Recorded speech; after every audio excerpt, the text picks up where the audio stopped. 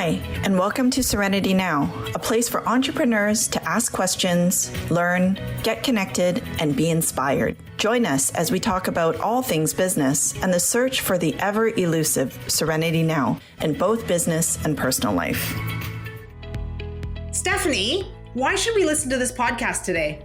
I think that we're in times of change across the world. There's a shift in generations and, holding power of where the money is. Also a lot of changes in where finance sits and what role that plays to be able to move into this next generation of entrepreneurship. This is so important to have a discussion now, as opposed to in the middle of when these things are happening and not being prepared. So anyone who's thinking about an exit or thinking about maybe even buying a business, this episode really will give you the insights and considerations moving forth so that you are informed and you have the resources that you need to be able to proceed with that next piece of your dream.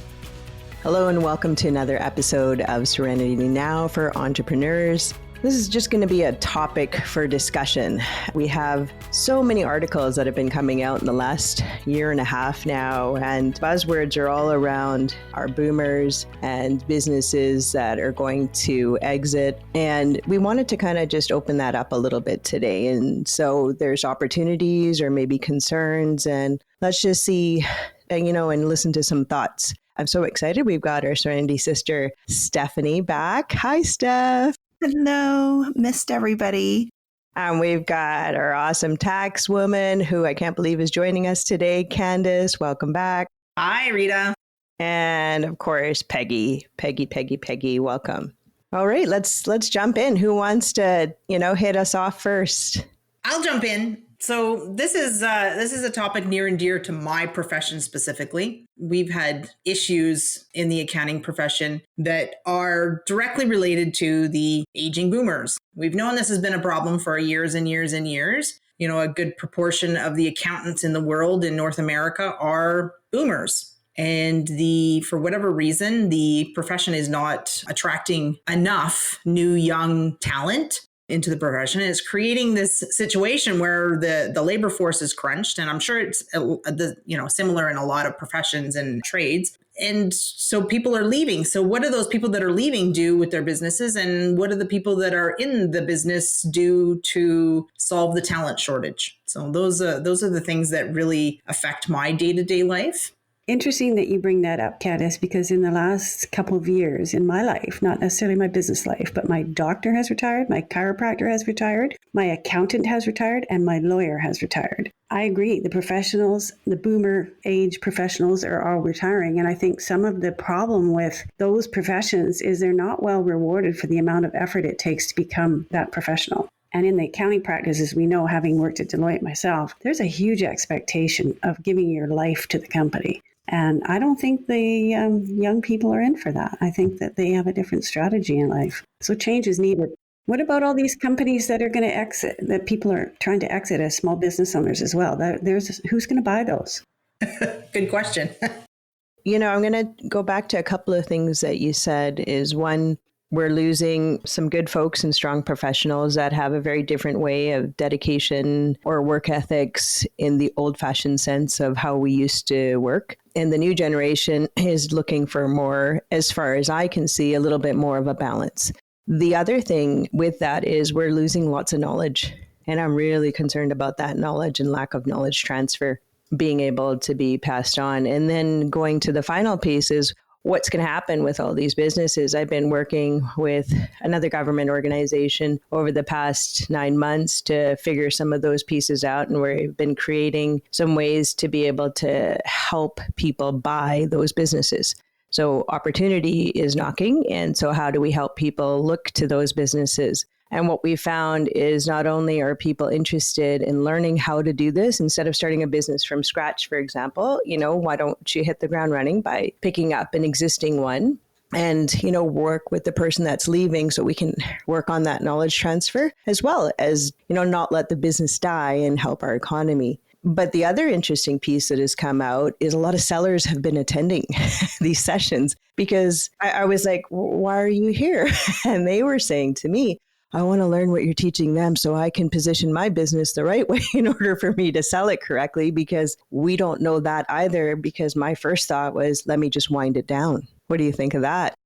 Yeah, I think the interesting challenge is also that we're not just seeing that the boomers are wanting to wind things down. Gen X's are like, I don't know if this is my calling. I don't know if this is actually something that I want to continue to do. So they're exiting maybe in their mid 40s or 50s, thinking that there might be something else that creates a little bit more balance in their life. And so therefore, there's a lot more, let's say, opportunities for the younger generation to step in. What could be interesting is discussing a little bit of like the benefits of buying a business as opposed to starting from scratch. I mean, I think all of us have combined decades of experience in terms of, man, if I could have done it differently, what would that look like? I'm just curious what your thoughts are on that. I just wanted to interject with one thought that intersects with this, and it doesn't necessarily parallel what's going on. Right now it's very, very difficult to get financing from a bank. So we have all these people that are exiting businesses, and we have a very, very stubborn and resistant bank mentality right now that won't lend to probably these young people that would be in the position to take these businesses over. So now what? Do owners have to finance it? No, I've got an answer for that. If we have, youth up to the age of 39, there's specific programs in Canada, and the organization that works with them to help buy a business will be Futurepreneur and BDC.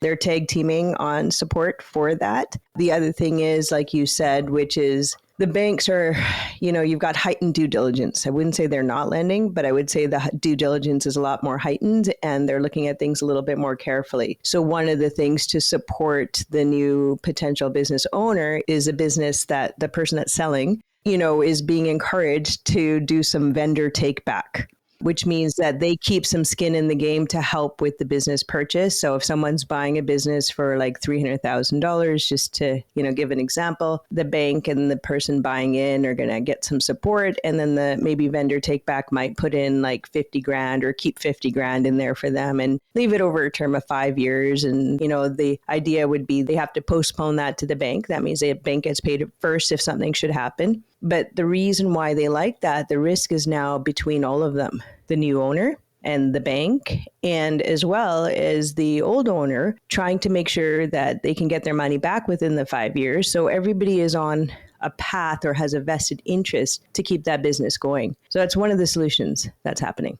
I would think that would also facilitate that knowledge transfer that you were referencing earlier too, right? It's huge. That's one of the bigger pieces. It's not just keeping your money in, but knowing that you have access to the old owner, because things are going to happen. Things are very much going to happen. You're going to go, I don't know how to deal with this vendor, or what's up with this customer. And say, oh, right. Yeah. Here's some quick nuances that I thought I wrote down, but nope, weren't written anywhere. They're just in my head. And so, yeah, it's a big piece right now.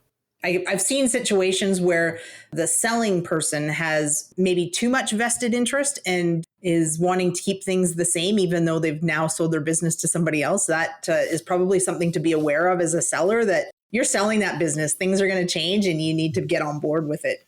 Usually what happens is you keep them in for 5 years for the money part. However, the transition piece is between 3 months to a year, meaning you can consult with them. And usually they don't want to stay longer than 3 months once they figured out, hey, I can leave.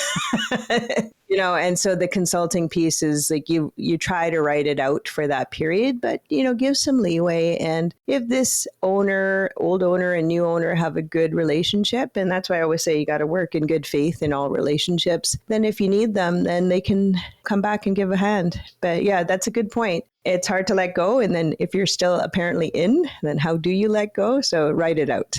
Yeah, I can imagine that would be a hard position to be in. The other thing that we talked about was the professionals, the accountants, the lawyers, the consultants like myself. They're not as easy to sell. And there was a time when people were buying these kind of practices. And I remember speaking to my doctor just before he retired, and he said, no one will buy a practice for a doctor because they don't need to. And I'm guessing with accountants, it would be the same. No one would buy the practice unless you're getting merged into a larger corporation for them to see that exponential growth that they're looking for. But what happens in the case of people like me? You just walk away? What choice do you have? Or you need to position your business so that you're selling it not for the customers, but for the operations. I have an answer for that, I think. So twofold. One of the things, yeah, absolutely wind down because you don't want to get any cap gains anymore with the new tax budget, but we won't touch any of that because that's such a hot topic. Yes, let's not. The other thing is you may have some good people on your team that you have groomed and they've done well over the years. And so that's where I would consider helping that person or those people do a management buyout. And you can do it successively over the next several years. And the banks would love to help with the financing on that. Again, risk is getting mitigated, knowledge transfer is happening. Everyone's got the vested interest and stake in it. But I think that's the way most of those are going to go. So either it's too much work, forget it, or got a couple of rock stars in our company and let's help them move it forward because, again, I'm hoping these businesses all don't just fall off.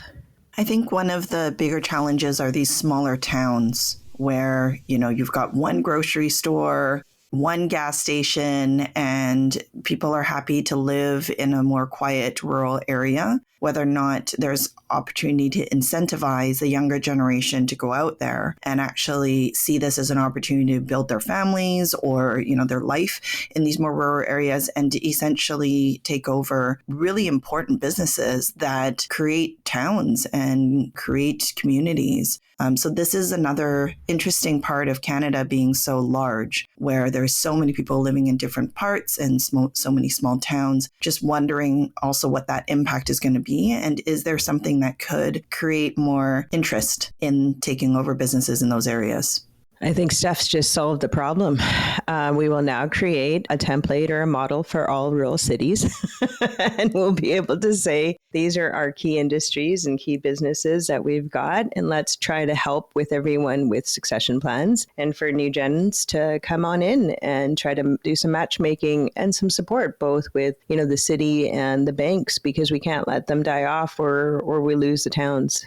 Yeah, I definitely think the government needs to think a little bit about how that's going to be. And also for people who are living in the cities where it's just not affordable to be an employee and, have the high rent costs, the high cost of living in the cities, to consider these alternative ways. I also see the opportunity with immigrants, right? Because they come in. I mean, this is how all of my friends and my families come in, is starting a business because it's difficult for them to immigrate to a new country and be comfortable in the corporate culture or business culture. So creating kind of their own ability to raise a family. I mean, that's what my grandparents did. And so, of course, in that time, it was in the city of Vancouver. But there were a lot of immigrants who ended up in Kamloops or in, smaller towns, and back then, much smaller towns. And so what is the opportunity to create that model for those who are coming in so that we also don't lose that immigration? Because the reality is we will need talent continually in Canada to support the needs of the country. And so as we bring newcomers in, there's definitely an opportunity to leverage that as well. It'd be interesting to see if the government sees that as an opportunity. I see a lot of initiatives in, I don't know what the terms are that they all use, but akin to newcomer entrepreneur program.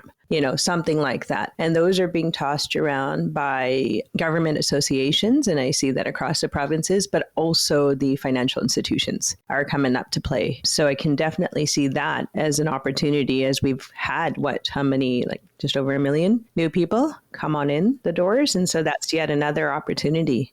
I was just going to say, I think a lot of the startup visa programs are gearing more towards people who are coming into Canada and they have an idea to come in. How do we flip that switch and say, you know what, don't worry about your idea. Just come in and take over this business because it's already, it's already got clients. It's already profitable. It's set up for you. I mean, I think instead of adding more new businesses that are duplicating and cutting into that market share, the opportunities to take over these ones that already have a market share could be interesting. There's an opportunity out there for making businesses better, but making them more attractive and productive. Because especially firms of my size, one of the challenges we have is having good processes, having good documentation for our processes, because we're so busy getting things done that we're not documenting well on how to do them. And I think that probably applies to a lot of businesses. So if I would think that that's a business opportunity, is to go and help a business totally document and systemize their processes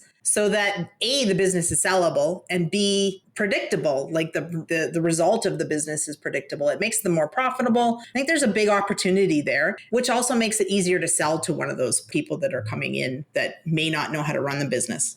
What I'm hearing a lot from my clients right now is that the things are tough. And whenever things are tough, the first thing that happens is they don't spend on consulting fees, or they don't spend on internal processes, and they don't spend on the things that actually make the business work better. So we're at that sort of crossroad again because of our current economy, that the things that are needed are very hard to do in a time when you're so focused on just trying to make last year's sales the same, this year.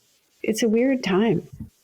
I agree. I agree with that thought process and the idea of, setting up systems and processes, what we've done forever for the last 11 years with Partners for Growth. The other issue I see with that is because of all the changes with AI and, the oncoming onslaught of continual change.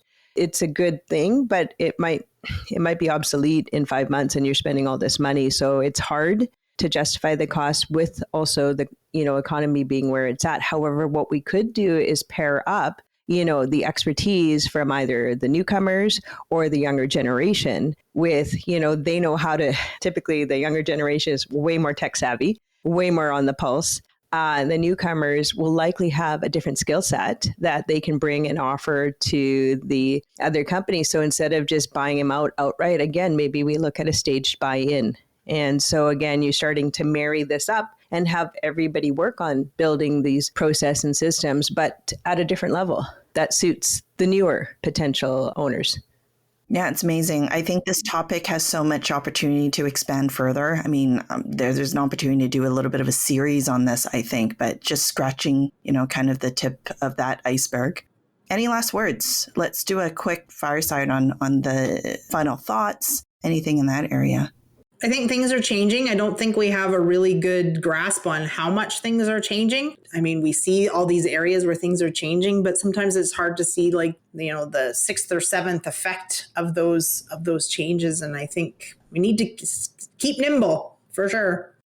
I think that it's going to get worse before it gets better. I think we're going to see a lot of change. I think we're going to see a lot of business exits. We're going to see a lot of new ways of doing business, including the AI as a function of some of those successful businesses. But we're also going to go through a really rough patch, I think. I hate to join the negative Nelly crew over here, but I have to agree with Peggy. I think there's going to be a really rough patch ahead. However, I also see the opportunity and being able to try to marry up either the newcomers, the next generation, and also, kind of work within the community itself to be able to say, if you're hearing someone saying something about I'm tired or I might sell, or let's try to rally, let's try to support. And whether you know something or don't know something, you may know someone. There's always 1 degree of separation now, right? That could look to add some support, and we can try to help these business owners and keep them moving forward and or get ready for the next person to help take over. No easy answers on this one. This is a tough one, guys. My final thought is just that planning ahead is super important. So with Granted, we were like, yeah, we could stay in consulting or we could dive into tech. And knowing that there needs to be planning on that. I'm not a tech entrepreneur. So how do we, find the right consultants to help us through that process? And we're finally in the spot where I feel like our tech is really ready for the marketplace. And of course, we've missed a couple of years through COVID to be able to leverage that opportunity. But I think that this podcast is really going to be insightful for those who are planning in the next 5 years. I mean, there's a ton of technology that can be leveraged now. There's even process recording, AI note-taking things where you walk through the process and you talk through it and it'll actually document it out for you. So I really encourage businesses to think creatively about what that looks like for their company's value, as well as just peace of mind to say that when you're handing something off to whoever you're going to sell it to, or whether your staff are going to buy you out, that you are leaving the legacy in the way that you have packaged it best for their success. And with that, I think that takes us to the end of this episode. So happy to be back. It's been a little bit of a gap for myself, but again, the community is so important. So we hope that this episode has brought you some serenity now. Thanks for listening. We hope you enjoyed this episode and picked up some good tips and best practices that would benefit your entrepreneurial journey. Remember, none of the content in this podcast should be relied upon as standard legal or business advice. Always consult a professional for your specific business. You may know someone who could benefit from this podcast. Please share it with your business community, and perhaps it can give an entrepreneur you know some serenity now.